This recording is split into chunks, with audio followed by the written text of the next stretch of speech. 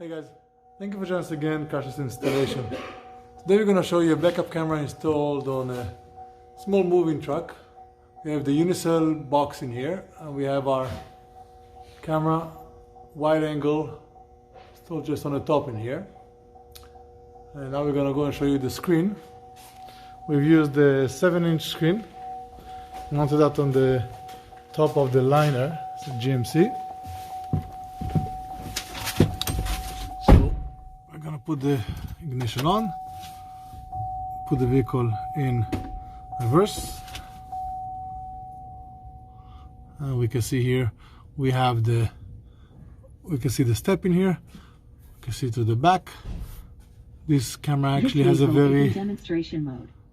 very wide angle, so you can see the two sides, and if you open the door you can see pretty far to the back, which again is good. That way you have, if you have any truck or something or any vehicle that's coming from far, you can see them ahead of time.